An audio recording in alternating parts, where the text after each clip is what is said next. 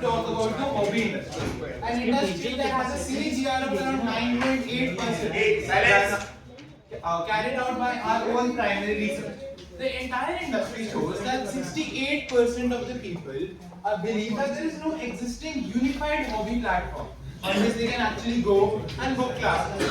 And still 71% of people want such a platform as it eases the process, it unifies the process.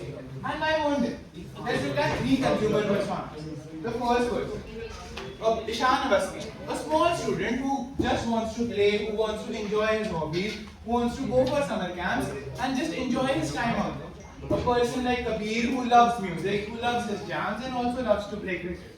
And a housewife like Devi, who's sitting at home worrying about his child, worrying about his extracurriculars, and herself wants to learn a bit more about cooking so that she can cook a bit extra. All these activities can be unified by an existing platform that is presented to you today. Passion Point. So, in the world of endless scrolling, people have forgotten the art of actually living. Many people want to enter into a hobby or a sport but can't find a professional coach to actually teach them.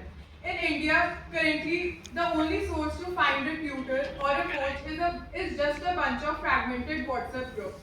So, to solve this problem, we have built an app called Passion Fruit. As you can see in the UI, Passion Point is a unified booking app which helps you book any appointment for the sport that you want. To enhance the model, we have integrated C2C interaction because we all know that being consistent with a sport or a hobby is easier if you have the right peer group with you. So we will pair you up with people who have the same skill level as you. Second, we have live scores and portfolios. We are basically aiming to gamify the whole process so that people can actually see the progress that they are making in the sport that they are engaging in. And lastly, certified coaching. We are trying to bridge the gap. We are trying to bridge the trust gap. So for that, we are bringing in certified coaches. And now we move on to the operations of the project. So, next slide. So this slide explains how Passion Point operates and generates revenue. On one side, we have customers who can book coaching sessions, activities, and even end gear through our platform. They can also match with new players, participate in competitions, and track their own performance. On other side, we have vendors and venues who can list their sports and activities on our platform. We will help them increase their visibility, fill empty slots, and host competitions at premium rates. Our main revenue streams include commission earned from bookings, revenue from premium subscription plans, and fee charged for hosting competitions and event bookings. To acquire customers, we will focus on metro-targeted SEO, social media marketing, referrals, and event-based promotions. And for vendors, we will begin by offering them higher initial commission plans, flexible subscription, and digital support tools like auto-scheduling and analytics. So overall, the model creates a smooth flow between users and vendors, and by generating revenue through subscriptions and commissions. Now let's dive into the marketing strategies. So the marketing strategies will be from various channels like digital, partnership, and events. First of all, if we talk about the digital, so we will use the social media by making various reels and short videos on one of our major feature, which is AI Match Me a Squad, which is that that if a person is not having a team or something to play the sport, he can go on the application and use the AI feature so that there can be so that it can match it with the people who can make a team with him, and it would be suitable for him according to his or her timing. And next we have partnership marketing, in which we will do tie-ups with sports clubs and corporates, and we will our main focus would be on to promote the AI feature. And then next we will be holding community marketing and events, in which we will organize local matches and hobby events. And also by the marketing with the corporates, we can also help some fun activities for them. Then if we talk about the targeting, so we will first target cities like Delhi, Mumbai, and Bangalore, because according to the researchers, there is a high youth population and strong sports culture.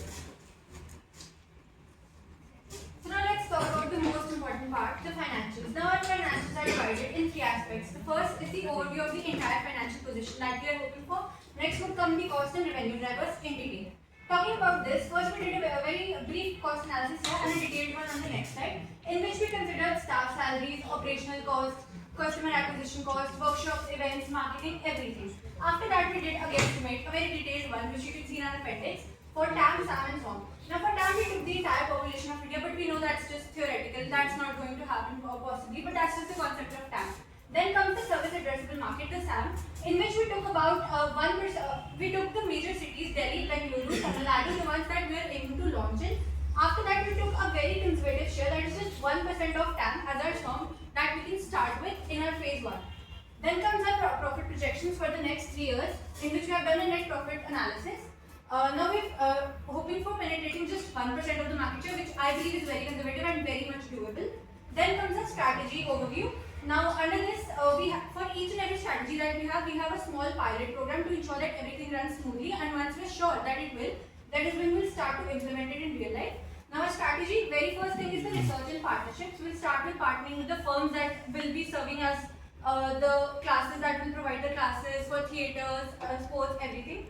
Then comes our MVP platform development. Now that's where we talk about developing our app and everything, the interface, everything that the user comes in contact with. Then comes our workshops and social impact. That is when we'll start actually getting out there, talking to people, telling them who we are and what we're doing. Then comes our monetization and growth launch. Now this is where we start rolling out subscriptions and talk about making money. Then comes our app refinement and features. Now we'll hear what our consumers have to say, we'll take their feedback and we'll refine our app accordingly. Last comes the review and future planning. Based on the previous 5 strategies and how well they perform in the market, we'll be doing a future planning for the coming 3 years. The projections for which we have here. Moving on. Now here we have a detailed cost breakdown, wherein we have talked about a fixed cost, operating costs under different headers, as you can see. We have tried to cover everything that we could think of, which brings our total fixed cost to 8.5 lakhs and total operating cost to 15,85,000. Moving on. Now we have a detailed analysis of what exactly the cost and revenue will be, and the very backing for the 3-year projections that we did 2 slides before. Now here we have our estimated revenues for the coming 3 years, operating costs, contribution margins, customer acquisition costs, a very conservative tax figure of 20%, and final contribution of margin. Moving on, we'll talk about the risk mitigation. Okay, so now let me address how we will be proactively managing risk before we scale up. So every startup faces some challenges. Here we have identified 5 major challenges that we might face and how we are going to mitigate those. So starting with vendor onboarding delays. So small sport coaches and studios may struggle with onboarding and digital adoption. For this, we will give them hands-on training and dedicate vendor support teams so that we make technology accessible and not intimidating. Next, we have a low initial user adoption. Here, new platforms usually face a cold start problem. So our strategy is to target metro cities first. We will provide them with free trial periods and referral incentives. In our surveys, it showed more than 70% intent. So the problem would just be to reduce the friction, which we will be doing by offering them incentives. Third is tech and operational failures. So bugs, payment gateway issues, scheduling mismatch could disrupt trust completely. So what we will be doing is we will ensure that there is robust quality assurance, backup servers and strong customer support with periodic audits to ensure reliability. Fourth, we have financial sustainability risk. So early stage cash flow is very critical, and for this we will be maintaining lean operations, ensure that we secure angel funding and diversify revenue not just through events and apps but also through commission, not just through commission but also through events and apps. Lastly, we have social impact execution challenge. So NGO partnerships can be a bit tough. We are building long-term collaboration with NGOs, and we have allocated CSR funds and tracking impact metrics to ensure transparency. Let's just go to the appendix.